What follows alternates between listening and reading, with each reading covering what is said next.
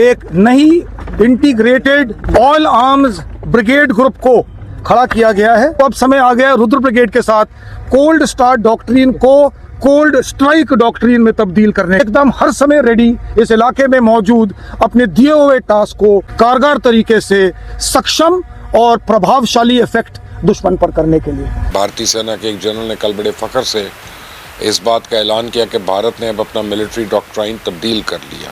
भारतीय सेना अब कोल्ड स्टार्ट की बजाय कोल्ड स्ट्राइक के नजरिए पे यकीन रखती है। इंडिया ने बहुत बड़े लेवल पर कुछ ऑपरेशनल तब्दीलियां करके ये मैसेज दे दिया है कि वो इस मर्तबा जंग जो है वो बहुत ही मुख्तलिफ अंदाज में लड़ने जा रहा है। अब वक्त आ गया है कि जो प्राइम मिनिस्टर मोदी ने कहा था कि any act of terrorism would be considered as an act of war, तो मोदी साहब को फौरी तौर पे पाकिस्तान पर हमला कर देना चाहिए। और अगर कोई शक था कि मोदी जो है पाकिस्तान पर हमला नहीं करवाएगा, अब वो शक खत्म हो गया। अब वो करेगा ही करेगा, क्योंकि उसने अब मजीद वार नैरेटिव बनाना है, क्योंकि उसको उसका फायदा पहुंचा है। चूहे बिल्ली की तरह भाग रहे हैं, मतलब लिटरली फटी पड़ी है, लिटरली कुत्ते बिल्ली की तरह भाग रहे हैं। मौत अब आई, यहां से आई, यहां से आई, यहां से आई। और बेटा मुनीर, तेरा तो नंबर आ गया। तू किसी का भी इंचमैन हो, तूने किसी से भी पैसे ले रखे हो, तेरा तो नंबर आ गया। आपने इस वक्त जो है मोदी की हुकूमत बना डाली है, और जो भी आदमी लगाए हैं आपने पावर उसमें, फौज में जो बड़े ओहदे पर फाइज हैं, वो यस मैन लगा दिए आपने। नमस्कार दोस्तों आप सब जानते हैं इंडियन आर्मी पाकिस्तान के बॉर्डर पर एक बड़ा एक्सरसाइज कर रही है अखंड प्रहार के नाम पे, जहां पर हमारे इंडियन एयरफोर्स और आर्मी मिल करके एक कोऑर्डिनेटेड एक्सरसाइज कर रही है। और इसी दौरान अब हमारे आर्मी जनरल ने ऐलान किया कि भारत एक नया मिलिट्री डॉक्ट्रिन को अडॉप्ट करने वाला है, कोल्ड स्ट्राइक डॉक्ट्रिन, जिसमें भारत पहले से ही तैयार बैठा रहेगा, जब चाहे इंडियन आर्मी अटैक कर सकती है। और इस चीज को देख करके पाकिस्तान पागलों कुत्तों की तरह इधर उधर भाग रहे हैं, क्योंकि एक तरफ बिहार में मोदी जी का इलेक्शन जीतना और दूसरी तरफ हमारी गवर्नमेंट इनडायरेक्टली इशारा दे रही है कि जो दिल्ली ब्लास्ट हुआ है इसके पीछे पाकिस्तान का हाथ था।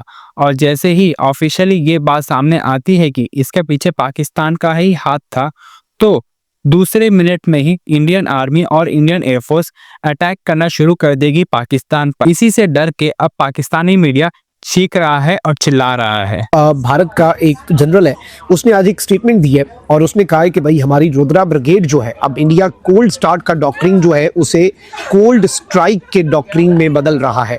यानी हमारी जो जंग के अंदर तैयारी है और जो जंग के अंदर फौज का जवाब होगा, इंडिया ने बहुत बड़े लेवल पर कुछ ऑपरेशनल तब्दीलियां करके ये मैसेज दे दिया है कि वो इस मर्तबा जंग जो है वो बहुत ही मुख्तलिफ अंदाज में लड़ने जा रहा है। और जंग जो है उसका जो दायरा कार होगा, जंग का जो तरीक़ाकार होगा वो भी मुख्तलिफ होगा। और ऑब्वियसली आप यही देख लें कि नेवी का बिल्डअप है, फिर एयरफोर्स का बिल्डअप है, सर क्रीक पर नज़र है, LOC के करीब बंकर्स बनाए जा रहे हैं। और अब नाज़रीन इकराम, सीनियर मिलिट्री कमांडर जो है उसने एक एक्सरसाइज जो हो रही है उस पर खड़े होकर ये बात कही है कि अब हम कोल्ड स्टार्ट का जो डॉक्ट्रिन है उसे बदल के कोल्ड स्ट्राइक जो है उसके डॉक्ट्रिन में कन्वर्ट कर रहे हैं। तो इस चीज़ को भी अगर हम एनालाइज करें, इस चीज़ को भी अगर हम समझें, तो बहुत कुछ हमारे सामने क्लियर हो जाता है। एक तो ये हो गया पार्ट। अब ज़रा आगे बढ़ते हैं। अच्छा, एक तरफ ये डेवलपमेंट्स हैं, तो वहीं दूसरी जानिब कुछ और बड़ी अपडेट्स भी भारत से ही हमें रिसीव हो रही हैं।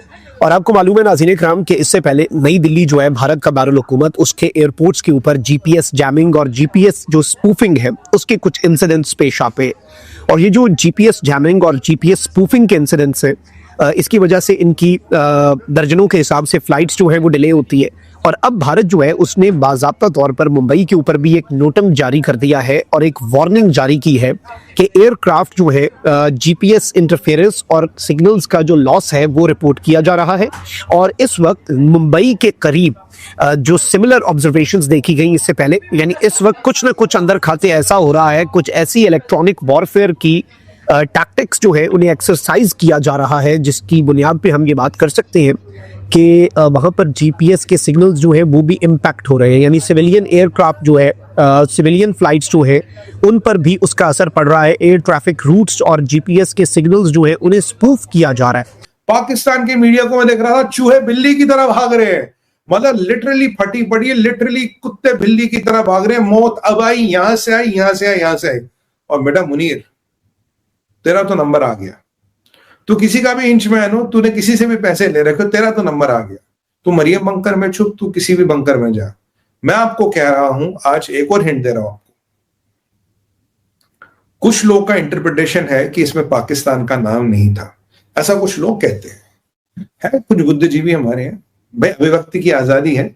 मैं आपको कह रहा हूं पाकिस्तान का नाम डालने की जरूरत ही नहीं है, हमारी स्टेटेड पॉलिसी है। और मैं बार बार गवर्नमेंट ऑफ इंडिया को एक चीज याद दिलाना चाहता हूं, हमारा अगेंस्ट, हमारा नेशनल सिक्योरिटी डॉक्ट्रिन कहता है अगर हमारे अगेंस्ट केमिकल वेपन्स किसी ने यूज किए, we can even do a nuclear strike against them, we have the right to retaliate with a nuclear weapon.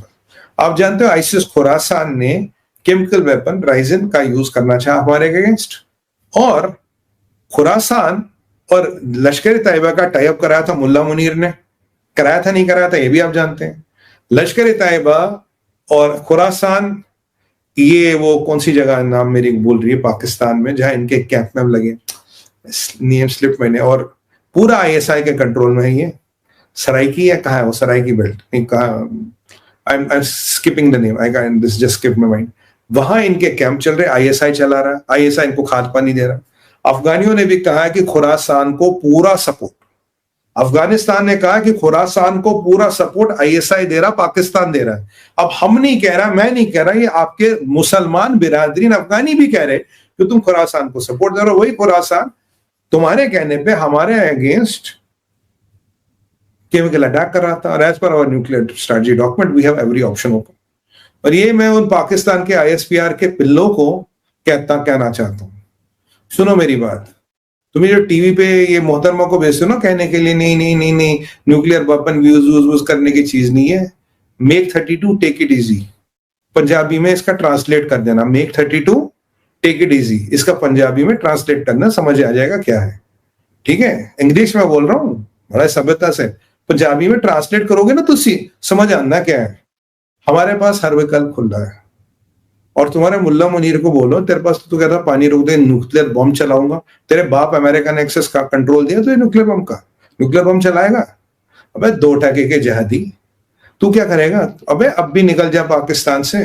Pakistan में जो पैनिक है, अब मुल्ला मुनीर भाग जाए या उसका कोई काम तमाम कर दे। देखो 2 तरीके पाकिस्तान को डिजास्टर रोकने के लिए। नरेंद्र मोदी 2/3 से ज्यादा सीटें लेने में कामयाब हो गया बिहार इलेक्शन में, और अगर कोई शक था कि मोदी जो है पाकिस्तान पर हमला नहीं करवाएगा, अब वो शक खत्म हो गया। अब वो करेगा ही करेगा, क्योंकि उसने अब मजीदवार नैरेटिव बनाना है, क्योंकि उसको उसका फायदा पहुंचा है।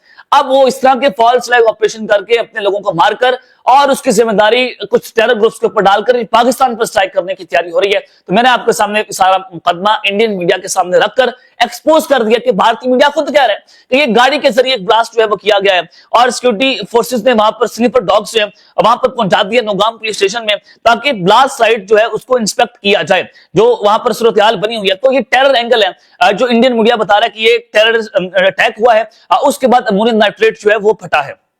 अब एक तरफ तो ये सूरत हाल है कि भारतीय फौज श्रीनगर के ऊपर निशाने इबरत बन गई है,